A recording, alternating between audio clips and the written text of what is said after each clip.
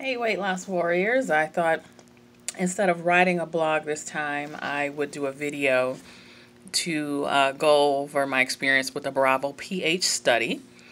So, hey, first time you're getting to see my chubby little face. Not really liking how chubby I look on camera, but whatever. This is my reality, and I'm just going to have to deal with it. But, anywho, for those of you that haven't read the blog, I just want to give you a little background about myself.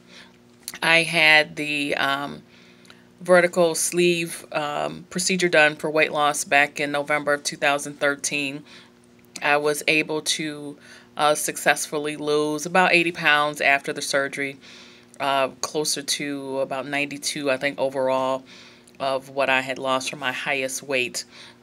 Since that time, I've had some issues, personal issues, and I've gained back some of that weight. But what has led me to having the Bravo study, it's pretty much even after I had the weight loss surgery, I was starting to experience symptoms related to acid reflux. I only had mild reflux just prior to surgery, and they say about 20% of people who have the sleeve procedure will develop gastric reflux. So I was hoping I'd be in that majority, 80%, that wouldn't have any issues, and unfortunately, I've had a lot of issues since, and it's only gotten worse in the last probably 2-3 years, and that was even before I really started putting some of the weight back on. So I recently went to a new surgeon. My surgeon's no longer in my health system, and decided to see a new person, and he has recommended potentially having a revision of my sleeve to a gastric bypass, which, you know, I kind of on the fence about whether that's something I want to do. But having these symptoms of the GERD has really been bothersome, to really put it mildly. I mean, there's times I'm coughing a lot, sore throat, even as bad as vomiting sometimes, and that's just to name a few of the symptoms that I've had. You know, coughing is probably the worst thing that I've experienced. Heartburn. Yeah, it's just a variety of symptoms. So he recommended that I have the Bravo pH study to measure the amount of acid that is in my esophagus, as a way to potentially have a revision approved by my insurance company, since they had paid for the first test, the first surgery. So with the Bravo pH, it's a little small device that they put in your esophagus. You go under sedation. The recording mechanism that goes inside your esophagus is about the size of a pencil eraser, and they give you a little monitor so that you can record your symptoms. Here's the little monitor that I've had to keep literally by my side for the last 3 days. The Bravo study can be anywhere from 48 to 96 hours. The gastrointestinal physician that I saw recommended 72 hours, so I actually just finished my study earlier this afternoon. You can see here, it has little buttons that you can push as you're experiencing symptoms. You know, if you're eating, you'll hit the eat button. If you're laying down, you'll hit the sleep button. This button in the middle was something that I hit a lot during the 72 hours, which was related to cough. And there's the heartburn, and what was the other one? Chest pain. So during that time, I actually used all of those buttons. But prior to that, when I had the actual procedure done to insert the measuring device, they did an upper GI study, the EGD, to take a biopsy and see what was going on with my esophagus prior to inserting the Bravo pH device.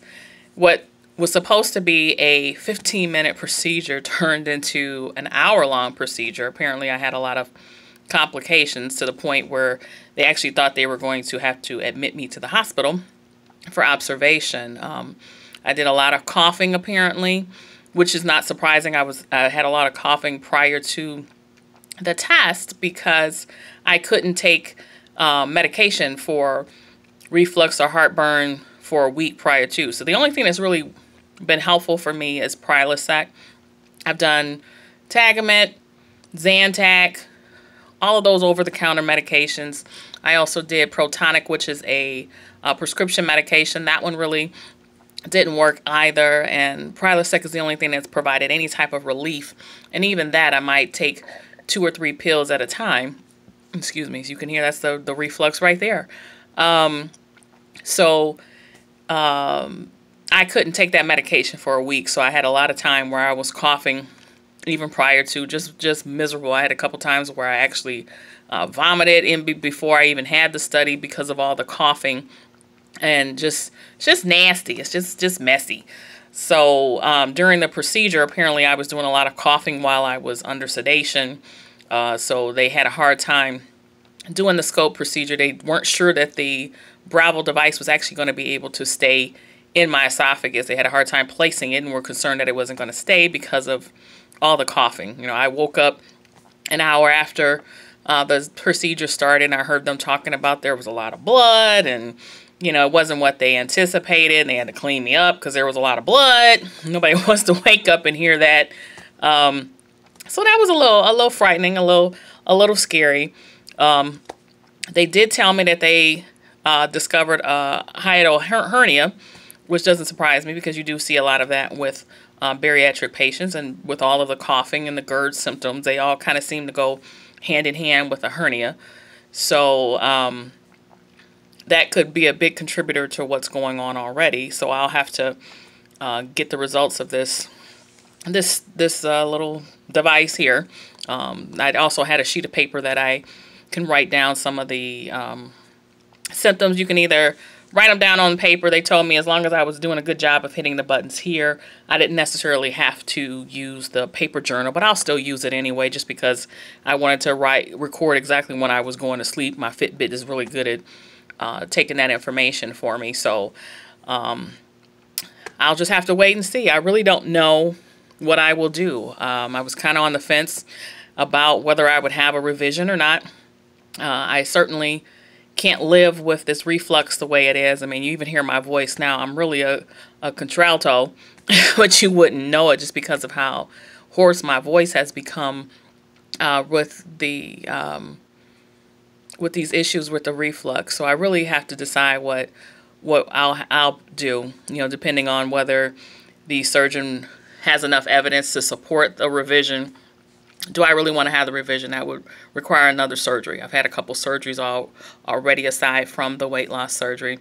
And a revision of the sleeve with the change to a gastric bypass, there are some complications from that. So after what was supposed to be a pretty simple procedure and having had the complications that I had the other day, it does bring some pause as to what to do moving forward.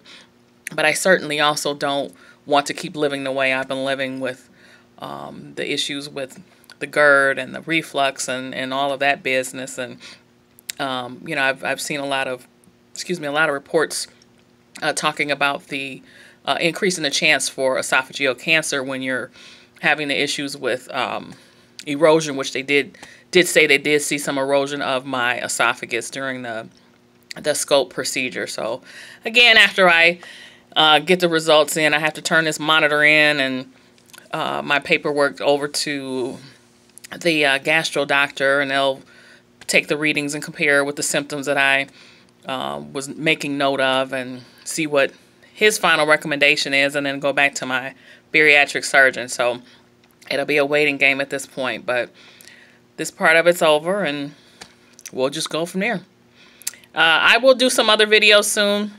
Hopefully the other ones won't be as long as this one. This, you know, obviously has gone on for a little bit, so I thank you for being patient and going through this whole video with me. But I look forward to talking with everyone soon. Bye.